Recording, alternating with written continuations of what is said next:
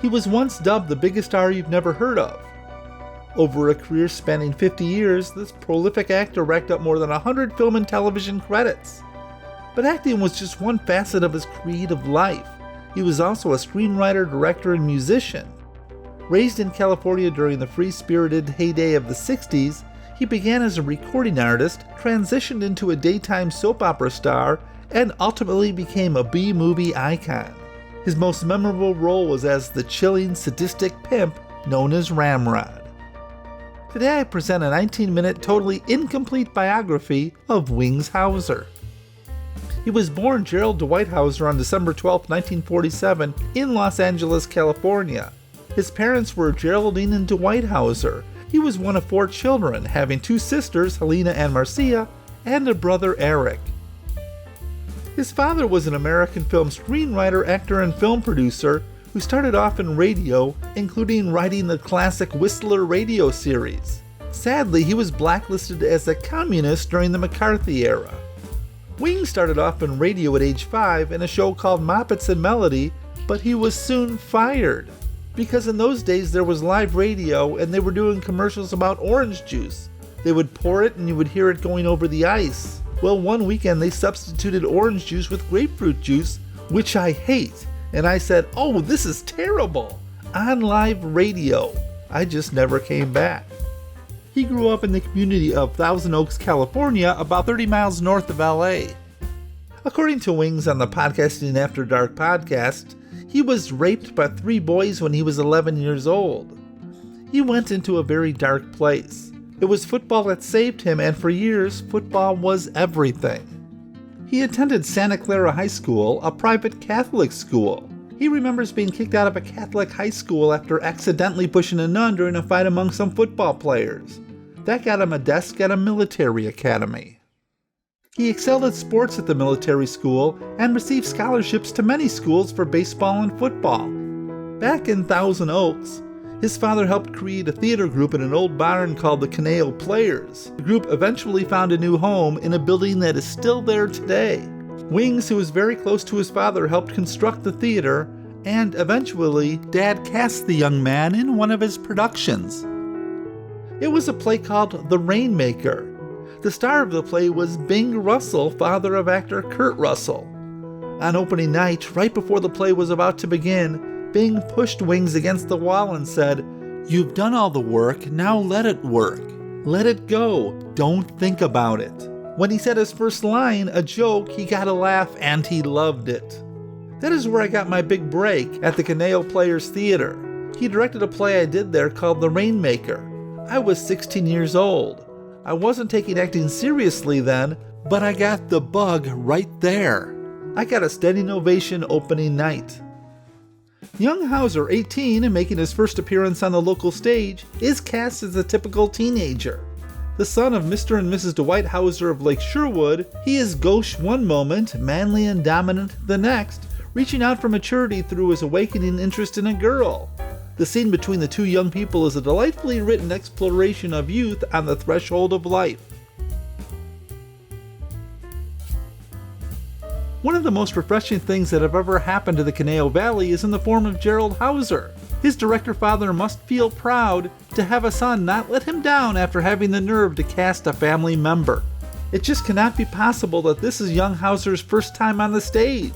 He has so many marvelous moments, it is difficult to single out only one. Soon after graduating from Northridge Military Academy, Gerald appeared in his first film, Warner Brothers' First to Fight, in an uncredited part. He wouldn't do another film for 11 years.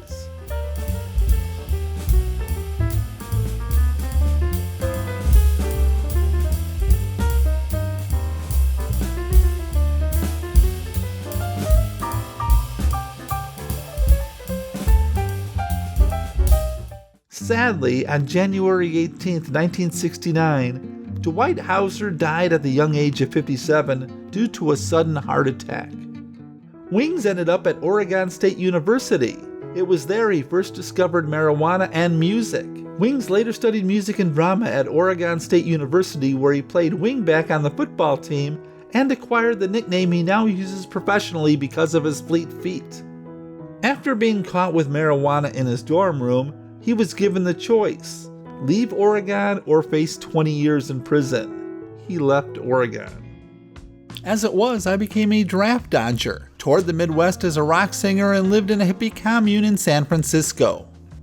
Music became very important, and Gerald began performing, singing and playing guitar with a group called For You Alone. The group is called For You Alone and features a new sound they have named Baroque Folk. The sound is the realization of an idea by Gerald Hauser of Lake Sherwood. The name of the group may sound familiar to the Conejo Players Theater. It was a song in the late Dwight Hauser's, Gerald's father, musical The Immortal Melody, which was presented last summer by the Conejo Players. The musical group would eventually change their name to Visions of Sunshine, and in 1970 released their first album. Shortly after that, the Vision of Sunshine recorded an album that sold 20,000 copies. Hauser should have had it made, but the record company has never paid off the royalties.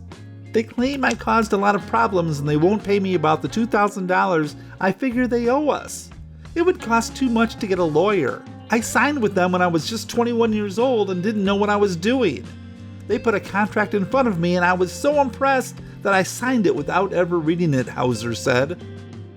And sometime in 1970, Gerald married Margaret Boltonhouse, known as Jane or Jean, and the two would have a daughter, Bright Anna Christine Hauser, who was born on February 11, 1971. The marriage would only last a couple of years, and Wings received custody of their daughter, Bright. Leaving Death Valley, Hauser and the baby arrived down and out in LA in 1973. I had $30 in my pocket, a box of Pampers, and a suitcase. That was it, Hauser said. We moved into a garage in the MacArthur Park district. It had one couch and a VW. We lived there 9 months. I worked in a liquor store on the corner of 9th and Alvarado, and later worked the graveyard shift as the night watchman in a church at Westlake and 9th. Bums in the neighborhood babysat my little girl. A parent couldn't do that now, but you could then. I developed a kinship with the homeless. It seems that every child gravitates towards one or the other parent, and usually it's the mother, because she's home and the guy's out doing things. But in our case, Bright and I were so close we were inseparable. Raising Bright is my joy. It's not a burden or anything. I cherish our life together. Before his divorce, but after the musical group split up, Wings and his wife were thinking of a duo act. His brother-in-law suggested the name of the act to be Livin' Right and Good Body. Although it never happened, he decided to use the name Wings Livin' Right and released a solo album in 1975, But Love Keeps Me Off the Street. There are not too many people who can cover a Randy Newman song and make it their own. Wings Livin' Right is one of them, and that alone makes his debut, as far as I know, album worthy of attention. I don't know how long he continued his music career, but by 1975 he began appearing as a guest on shows like Cannon, Moving On, and Beretta. Beautiful red dog, I want those hot lips. It's here! What? Then, in 1977, he landed a part in the daytime soap opera The Young and the Restless. By now, he was going under the name Wings Hauser. His brother in the show was played by David Hasselhoff. The two would eventually form a rock band together, the Foster Brothers. Life for a soap opera performer can be difficult. There is the sameness to the routine, almost a drudgery, and one day is pretty much like every other day. Which may be why Wings Hauser and David Hasselhoff, two of the stars of the CBS soap opera hit The Young and the Restless, are virtually leading double lives. They are soap opera actors in the daytime and rock musicians at night. And it was during that time that Wings' second marriage to Case Warner came to an end. The two, however, had a son named Cole. Unfortunately, Wings wouldn't be a part of Cole's young life. In fact, Cole wouldn't even know that Wings was his father until he was around 11 years old. And because Wings had yet to give up his rock and roll dreams, he went through another name change. Finally, on The Young and the Restless, Wings Hauser has clipped his wings and changed his name. It seems that Hauser was advised by a leading record company that using his first name on an album would cause confusion since Paul McCartney's band is also called Wings. So from now on, look for Hauser to be billed under a new heading, J.D. Hauser. The name wouldn't stick. Fans tell me I'm a good actor. The producers say I'm lousy, admits a grinning Wings Hauser. Wings got married for a third time to Nancy Locke. In 1981, Wings signed to star in the film Vice Squad and at the same time was leaving the television show. I've been out of the show for 3 months now and I couldn't be happier. Never again, I swear, I'll do another soap. I was so unhappy, he grinned. It's like being a writer and writing the same story every day over and over without change. I had to get out. It got to be too easy, he says. It was a tremendous experience in a way. The first year I was so nervous and neurotic, memorizing my lines and throwing up all the time. After that, it just became natural to use cue cards. It was a huge turn for Wings, going from a nice guy on TV to a sadistic pimp named Ramrod, whose specialty is torturing young prostitutes with wire coat hangers. It would be a role he would be remembered for the rest of his life. And to prepare for the part, he walked the streets talking to prostitutes, pimps, and vice cops. And I learned how degraded these bastards are. It's not just prostitution and beating up prostitutes. That's just one small spoke in their wheel. They're into all kinds of crime, stealing and drugs. They come into a neighborhood and drive the decent folks out. It may sound corny, but the most important thing to me is not stardom or money, says Hauser, the eldest son of a blacklisted screenwriter. It's integrity and the dream. I can't defend the film, Vice Squad. I didn't make it. I just hope that little girls of America realize what they're running away to. It's not glamour and it's not fame. It's a national tragedy. While the film received mixed reviews, many did praise Wings' acting and the movie did well in theaters. Vice Squad, an attempt to reach an all-time low in the art of sleazy filmmaking. How can you trust a film when the star is someone called Wings Hauser?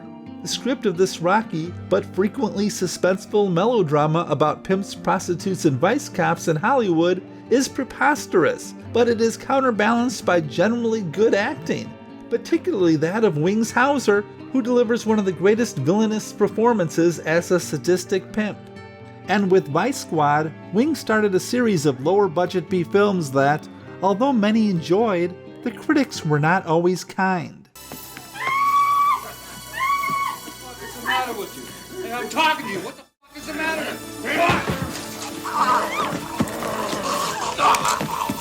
you? One of the bigger films that he was involved in but did not act in was Uncommon Valor, which starred Gene Hackman, Fred Ward, Patrick Swayze, and many more. The original story was written by Wings. I actually wrote it and lost the credit in arbitration to John Milius and Joe Gatton, who was a shoe salesman. You've heard these nightmares in LA. Well, yeah, 18 months it took me to write the script. Everybody knows I wrote it. I have a contract and I got the money. But John Milius is a scumbag right-wing bastard and I can't wait for his day to die. That son of a bitch. The other guy who got the credit, he was a punk. I don't think he's ever sold anything since, and I have. And he's a joke. The inspiration for the film was from his childhood friend Gary Dickerson, who came back from Vietnam with all types of issues. In 1987, Wings was cast in another high-profile film, written and directed by Norman Mailer. It was Tough Guys Don't Dance. Even though the film received many Golden Raspberry Awards, Wings was singled out for his performance and won the Independent Spirit Award as Best Supporting Male Actor. In 1989, Wings directed a one-act play written by Romulus Linney called FM at the Alliance Theater in Burbank.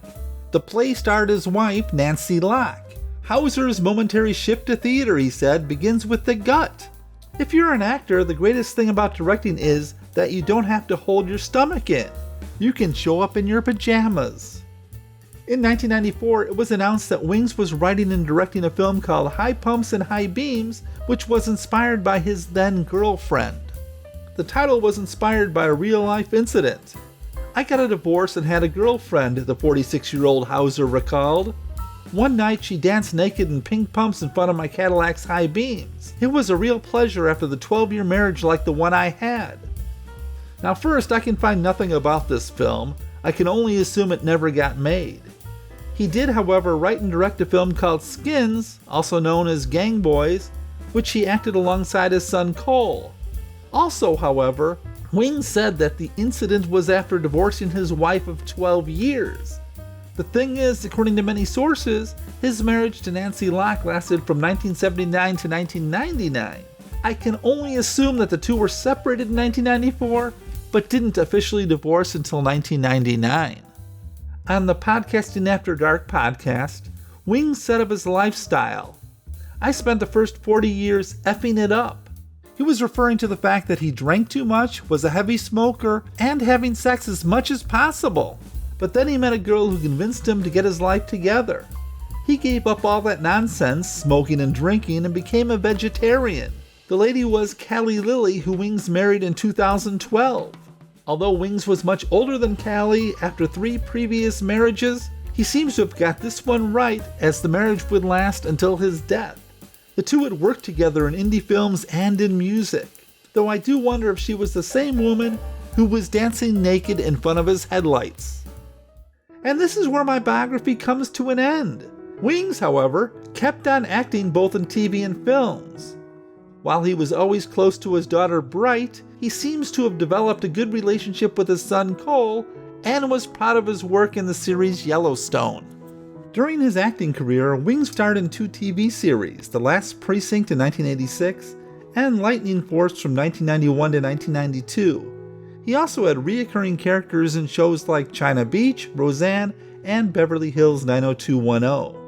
One of Wings' later films that I really enjoy was Rubber, about a killer tire. He played Man in Wheelchair.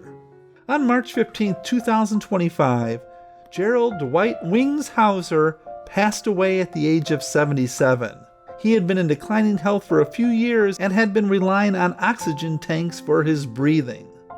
His daughter, after his passing, said of Hauser, "His performances were never just roles. They were lived-in experiences, filled with energy, edge, and charisma that made him a truly unique talent. But beyond the screen, Wings was a friend, a mentor, a dreamer, and above all, a man who loved deeply." And Callie released a statement that included, "He said that I was his future, and even though I'm a feminist, I found my perfect partner in this man and was proud to be building something together. I never thought I would get married or have a partner until I met Wings. Of course, it's much harder now, but I'm going to fulfill his wishes that I continue the work and fulfill all the projects we set up to do in the next few years." It's easy to make fun of some of the films Wings made over the years, but no matter what kind of film Wings was in, he was always entertaining. When interviewed by Joe Bob Briggs back in 1992, Joe was under the impression that Wings enjoyed making these violent B films. But Wings responded, No, that's not right. I'm a sensitive man. I had children, I had kids, and I had to put them through school. In those days you just worked, and there was nothing wrong with working." The point is, he was well aware of this, but I agree with his daughter when she said, whether he was portraying the tough anti-hero in gritty crime dramas, the villain you love to hate, or the unexpected source of wisdom in independent films, he always brought a fearless authenticity to his work.